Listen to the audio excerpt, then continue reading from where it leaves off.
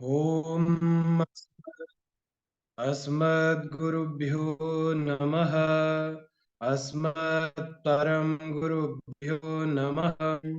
ओम ध्याये नित्यं महेशं रजतगिरिनिभं चारुचन्द्रावतंसं रत्नाकल्पोज्ज्वलांगं परशुमेघवराभीतिहस्तं प्रसन्नं पद्मासीनं समन्तासुतिमरगणैः व्याघ्रकृतिं वसानं विश्वाद्यं विश्वबीजं निखिलभयहरं पञ्चवक्त्रं त्रिनेत्रम् आत्मा त्वं गिरिजामतिः सहचरा प्राणा शरीरं विहं पूजा ते विषयोपभोगरचना निद्रा समाधितिथि सञ्चारः पदयो प्रदक्षिणविधि स्तोत्राणि सर्वा गिरो यद्यत् कर्म करोमि तद्दखिलं शम्भो तवार्धनम्।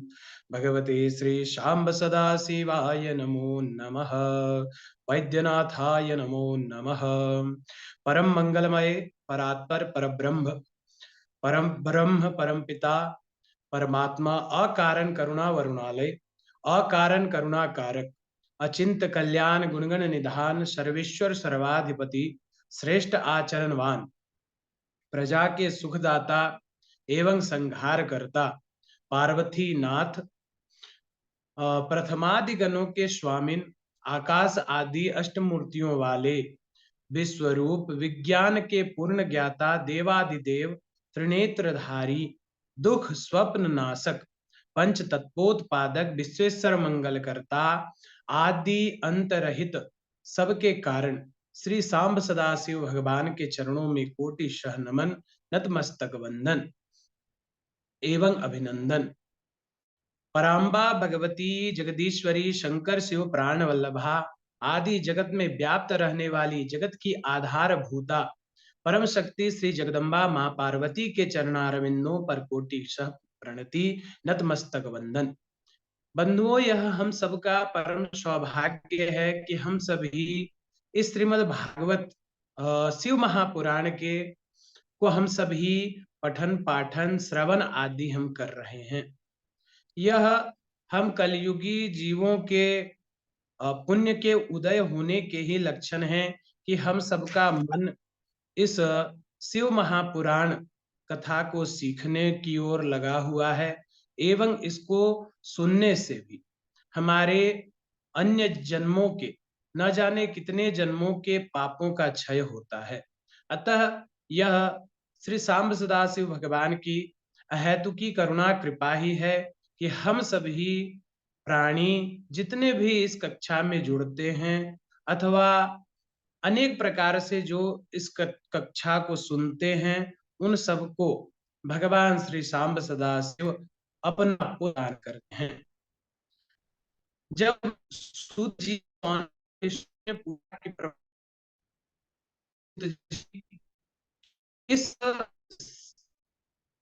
महापुराण कौन कौन से लोग करते हैं, किनकी शुद्धि हो जाती है, यह श्री शिव महापुराण को सुनने से श्रवण से। सूत कहते हैं कि ये मानवाग्रतो दुराचार काम आदि नित्यम ते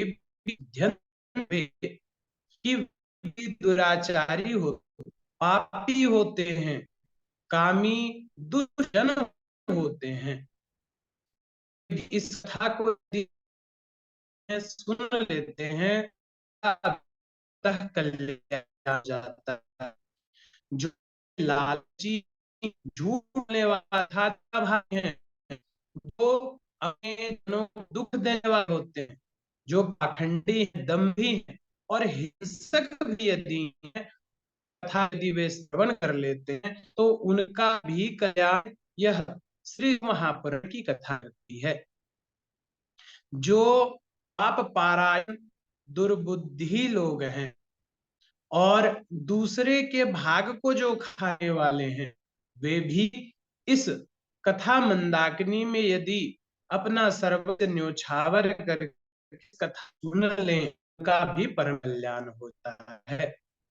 आगे सूत जी इस महात्मा की कथा को सुनाते हैं जो देवराज की कथा है। बंधु, महात्म में कथाओं को इसलिए भी सुनाया जाता है कि उसके द्वारा जो श्रवण कर रहे हैं, जो सुनने वाले हैं, उनके मन में भक्ति का संचार हो।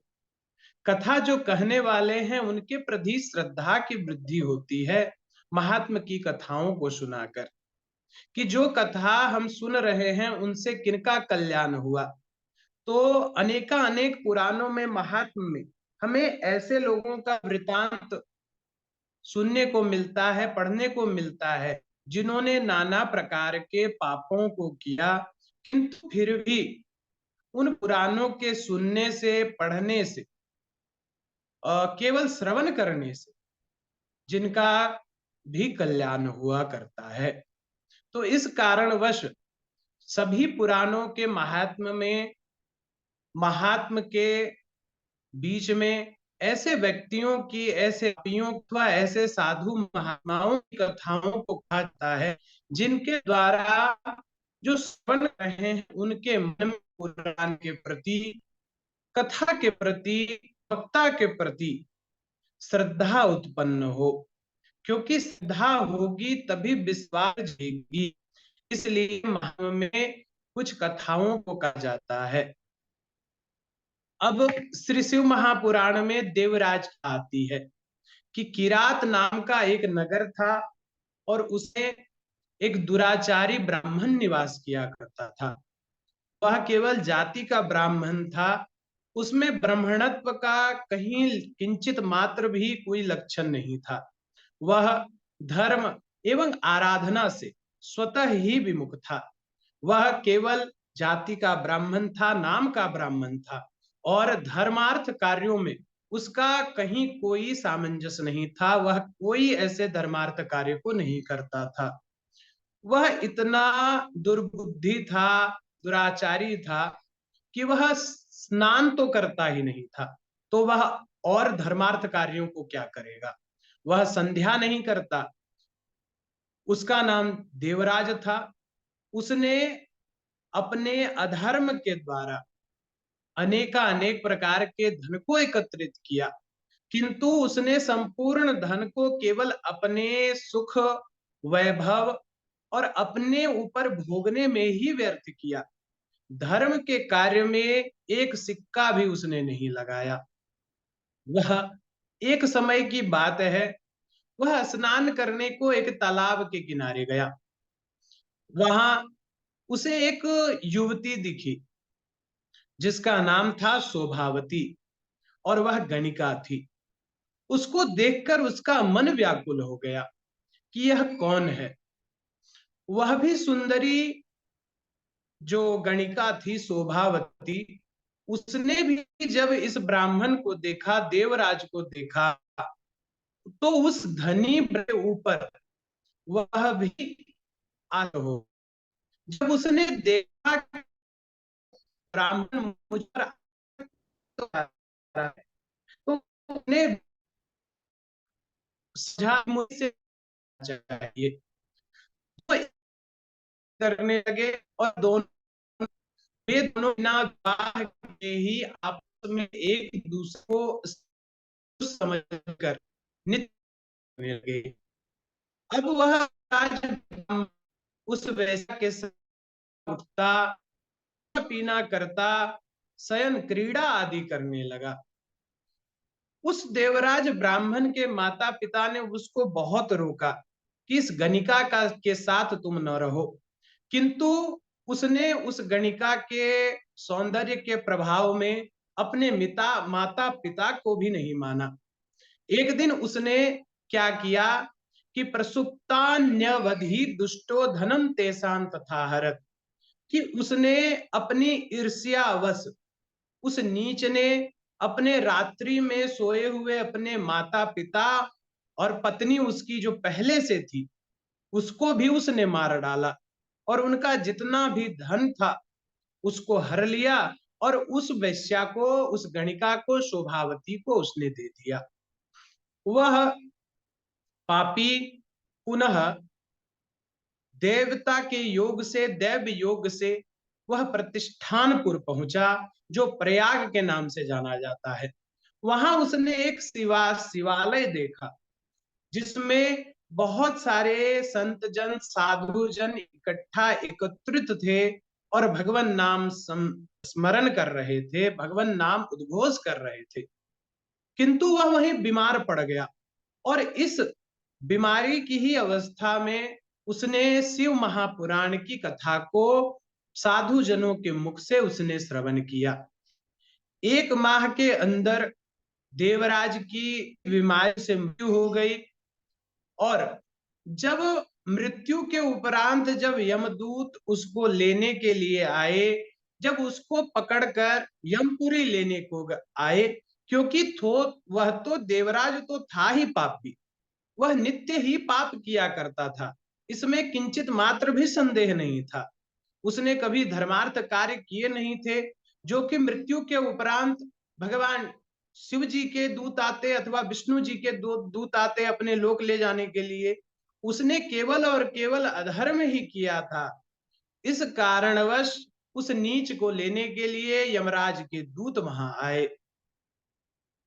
उसे जब यमपुरी उसको नरक की यातना देने के लिए ले ही जा रहे थे, कि उसी समय अपने संपूर्ण देह पर, शरीर पर भस्म लगाए हुए, रुद्राक्ष धारण किए, त्रिशूल उठाए, भगवान शिव के क्रोध में भगकर लोक से चल वे यमपुरी जहां पहुंचे, और यमदूतों को उन्होंने भगा दिया और देवराज को छुड़ाकर अपने विमान पर बैठाकर जब वे ले जाने लगे, जब वे गण कैलाश की ओर जा ही रहे थे, कि वहां पर महान कोलाहल हुआ, बहुत जोर की ध्वनि हुई, जिसे सुनकर धर्मराज जी भी वहां आ गए। और वहां उन्होंने पुनः श्री शिव जी के 4 दूतों को जब देखा, तब धर्मराज जी ने उनका विधि पूर्वक पूजन किया, क्योंकि शिव के गण स्वयं शिव के ही स्वरूप होते हैं, अर्थात शिव को ही समझकर उन्होंने उनका संपूर्ण विधि पूर्वक उन्होंने उनका पूजन किया। और अपने ज्ञान से, ज्ञान चक्षुओं से यमराज जी सब कुछ जान गए कि क्यों यम के दूत इन्हें यमदूतों से छुड़ाकर भगवान शिव के गण इस देवराज को छुड़ाकर ले जा रहे हैं। तो जब देवराज को लेकर शिवगण, शिव जी के दूत जब कैलाश पर जा पहुंचे, और पार्वती सहित दया सागर शिव जी को उसको अर्पित कर दिया, भगवान शिव जी को उसे अर्पित कर दिया गया। भगवान शिव जी की कथा के प्रभाव, वह देवराज नाम का कुकर्मी दुष्टात्मा भी तरकर यमपुरी न जाकर शिवलोक को प्राप्त हो गया। यह इस कथा की, इस पुराण की महानता को वर्णन करता हुआ यह एक कथा है, कि जब वह पापिष्ट, सदा केवल और केवल अधर्म में ही प्रवृत्त रहने वाला, जब वह देवराज भगवान के शिव के लोक को प्राप्त हो सकता है, हम और संशय जितने भी लोग जो धर्म पारायण है, जो भक्ति में संलग्न है, उनको तो स्वतः ही मुक्ति प्राप्त हो जाती है, भगवान शिव के वे काम चले जाते हैं, कोई भी संदेह की बात है। इसलिए हमें चाहिए कि भगवान शंकर की में अपना मन रखें, उनकी कथा को श्रवण करें, चिंतन मनन करते, क्योंकि केवल श्रवण करने से भक्ति पूर्ण नहीं होती। जिन कथाओं को हम श्रवण करते हैं, सुनते हैं, उन अवश्य ही हमें मनन चिंतन अवश्य ही करना चाहिए। इससे भक्ति प्रमुखता से हमारे जीवन को भगवान के प्रति, अपने अपने इष्ट देव के प्रति हमारी भक्ति क्रमशः बढ़ती ही जाती है। क्योंकि यह मनुष्य जो तन है, वह हमें बड़े दुर्लभ से मिलता है। जब अनेक जन्मों के पुण्य एकत्रित हो जाते हैं, जब 84 लाख योनियों में जो भटकता रहता है, और जब अनेक जन्मों के किए हुए कुछ पुण्य संचित होते हैं, जमा होते हैं, तब भगवान से मनुष्य के रूप में इस काम भेजे हैं।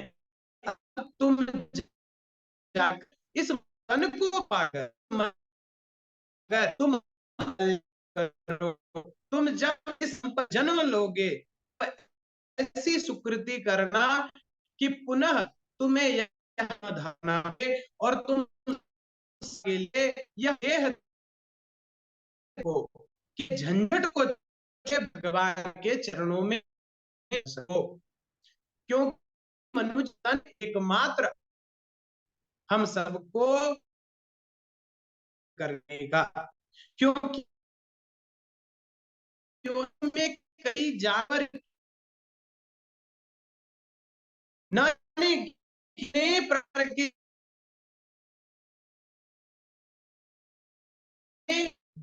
होता कि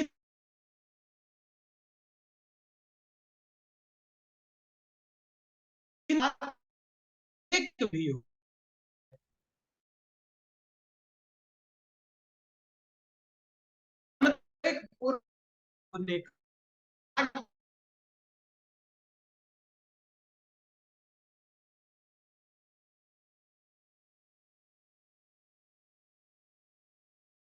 वे मनुष्य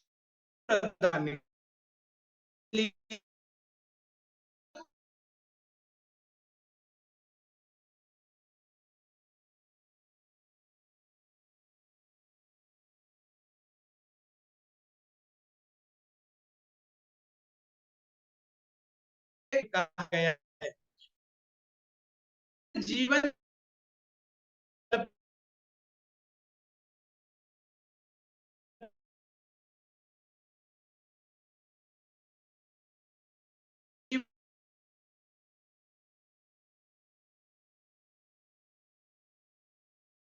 ना अंत की जीवन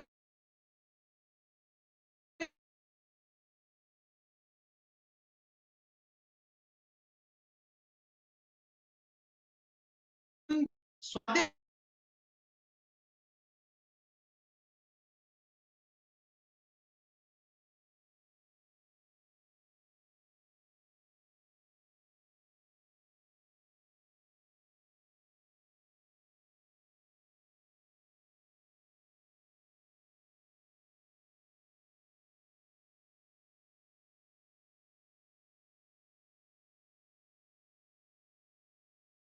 अपने कुठार के द्वारा इस धाम पर है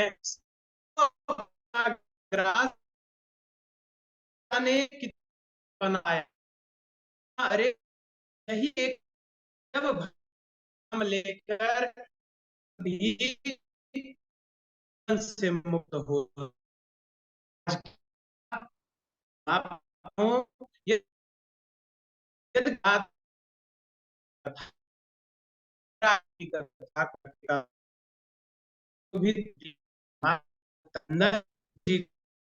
बोलिए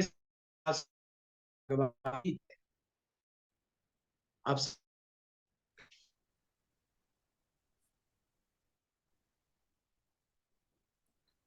चलिए, बहुत बढ़िया। थोड़ा सा लास्ट में आवाज भी ब्रेक होने लगा था, अभी तो ठीक है, बहुत बढ़िया शुरू में रहा। ठाकुर जी कृपा बनी रहे, बहुत दिनों बाद हुआ है, हमारे लिए यही प्रसन्नता का बहुत अच्छा विषय है। बहुत अच्छा।